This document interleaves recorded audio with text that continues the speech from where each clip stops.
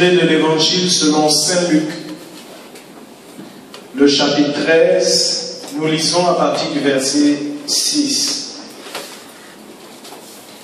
Le Seigneur dit aussi cette parabole. Un homme avait un figuier planté dans sa vigne. Il vint pour y chercher du fruit et il n'en trouva point. Alors il dit au vigneron, voilà 3 ans que je viens chercher du fruit à ce figuier et je n'en trouve point. Coupe-le. Pourquoi occupe-t-il la terre inutilement? Le vigneron lui répondit, Seigneur, laisse-le encore cette année. Je creuserai tout autour et j'y mettrai du fumier. Peut-être à l'avenir donnera-t-il du fruit, sinon tu le couperas. Parole du Seigneur. Bien-aimés, nous sommes dans la suite de notre cheminement sur l'épreuve. Comment, au travers de l'épreuve, Dieu nous fait passer d'une condition de défaite à une condition d'élévation, de victoire et de prospérité. Nous avons vu que l'épreuve n'est pas une souffrance sans but. L'épreuve n'est pas la misère. L'épreuve n'est pas la détresse. Nous avons vu que bien souvent, la souffrance dans nos vies est le résultat de notre propre comportement, de notre propre péché. Nous nous sommes appuyés sur l'exemple du peuple d'Israël qui souffrait en Égypte, mais que Dieu est venu faire sortir de la souffrance. La souffrance pour Dieu n'est pas quelque chose qui lui rend gloire. Au contraire, lorsqu'il voit un de ses enfants dans la souffrance et que cet enfant revient à lui et crie vers lui, il accourt pour le sauver. Il va dire à Moïse, j'ai vu la détresse de mon peuple, j'ai vu sa misère et je viens le libérer de l'esclavage de Pharaon. Mais ça, ce n'est pas l'épreuve. Nous avons vu également que l'épreuve n'a rien à voir avec la croix. Lorsque notre Seigneur Jésus-Christ, dans son ministère terrestre, quand il était avec ses disciples, il a dit quelque chose. Il dit, celui qui veut me suivre, il faut qu'il prenne sa croix et qu'il me suive. Il était en train d'expliquer que la croix faisait intégralement partie de la vie du chrétien. La croix n'est pas temporaire. La croix, elle est éternelle. Tant que tu marches à la suite de Jésus-Christ, tu dois porter ta croix. La croix, ce n'est pas une souffrance, ce n'est pas la misère. La croix, c'est la persécution qui te vient à cause de ton choix de marcher selon l'évangile, de suivre Jésus-Christ. Cette persécution, au contraire, est pour le chrétien un sujet de gloire. On voit dans le livre des Actes des Apôtres, les apôtres qui rendent grâce à Dieu parce que Dieu les a jugés dignes d'être persécutés à cause de son évangile. Ils sont contents, ils sont heureux parce qu'ils ont été bastonnés pour avoir proclamé l'évangile. Ça, cette croix, c'est ce que tout chrétien est amené à accepter à partir du moment où il prend la décision de marcher avec Jésus-Christ. Mais cela, ce n'est pas l'épreuve. Nous avons vu que l'épreuve a pour instigateur Dieu lui-même. Dieu est celui-là même qui apporte l'épreuve dans nos vies. Nous l'avons vu au travers toujours du peuple d'Israël.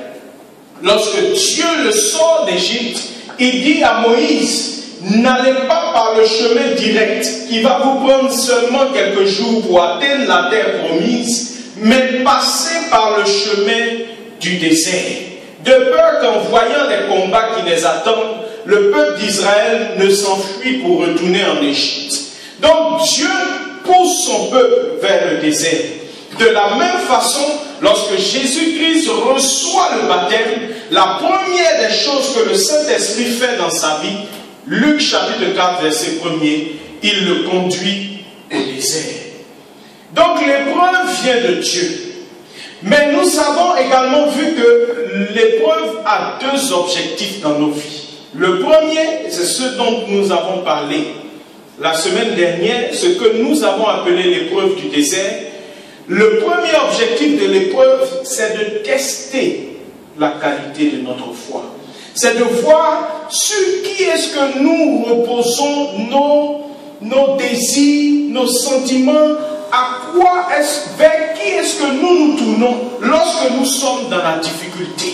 Nous avons vu l'exemple de Job, dont Dieu lui-même a vanté les qualités et les mérites et a dit, regarde mon fils, il n'y a point d'homme sur la terre qui soit aussi consacré que lui. Le but de l'épreuve de Job était de manifester la qualité de sa foi. Et Job, effectivement, malgré toutes les tribulations, est demeuré fidèle et ferme dans le Seigneur.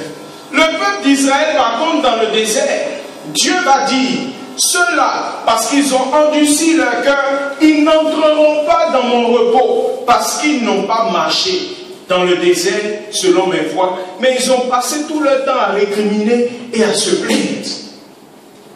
Ce soir, nous allons voir quel est le second objectif de l'épreuve. Et le sous-thème de ce soir, je l'ai dénommé l'épreuve de la croissance. Ce deuxième type d'épreuve, et c'est cela que nous voyons au travers de la parabole que Jésus raconte. La Bible nous dit qu'il y avait un figuier. Donc quelqu'un plante un figuier et il s'attend, en ayant planté ce figuier, de recevoir des fruits.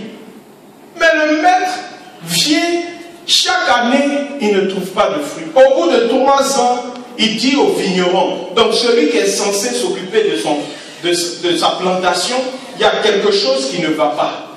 Ce figuier-là, il fatigue la terre inutilement. Arrache-le, coupe-le, jette-le, puisqu'il ne sert à rien.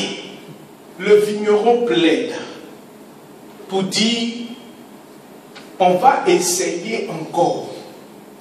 Laisse-moi essayer et y mettre du fumier.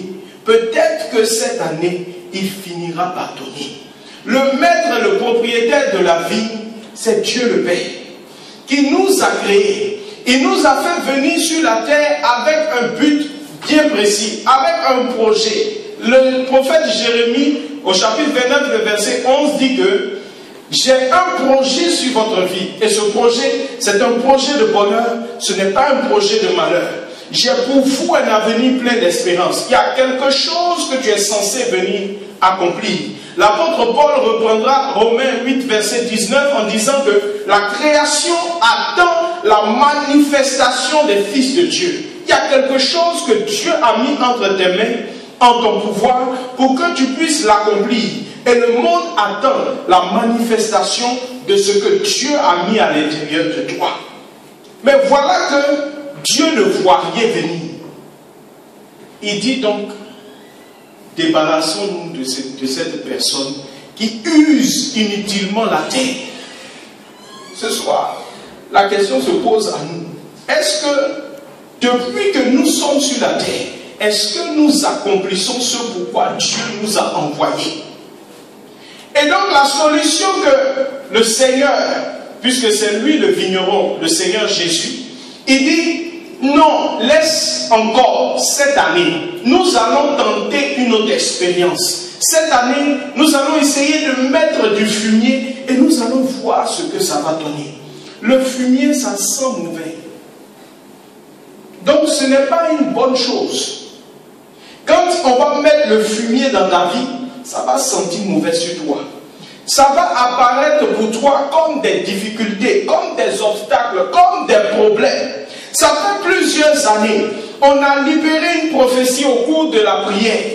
dans la fraternité du campus de Jeunesse 2000. On a dit, ma soeur, tu te marieras. Mon frère, tu travailleras. Mais jusqu'aujourd'hui, tu ne vois rien. Et tu te poses des questions. Mais est-ce que tu as commencé à faire ce pourquoi la parole a été libérée? Beaucoup de chrétiens pensent que lorsque Dieu donne une prophétie, lorsque Dieu promet quelque chose, il suffit de s'asseoir pour attendre.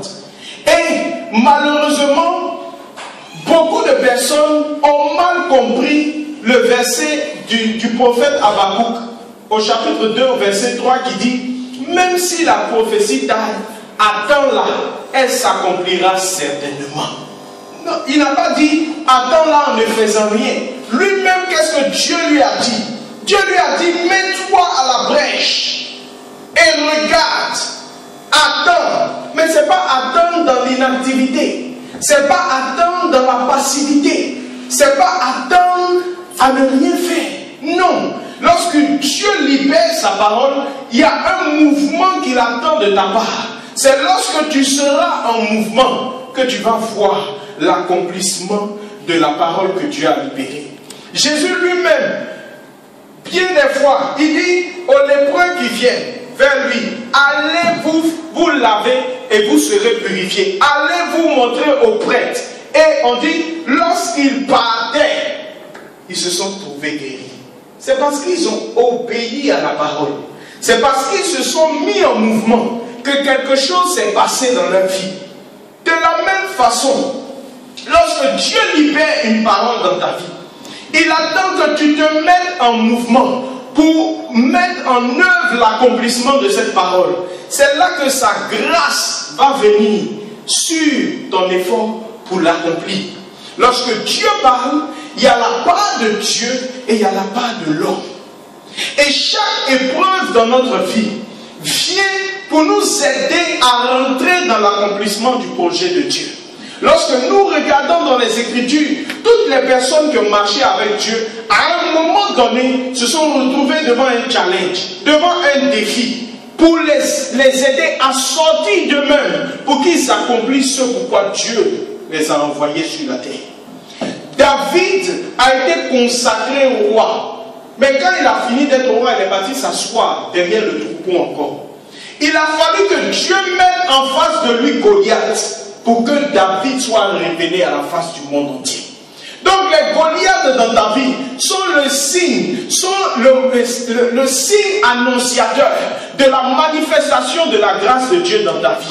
Mais tant que tu ne combats pas le Goliath, tant que tu ne viens pas en face du Goliath, rien ne va se passer.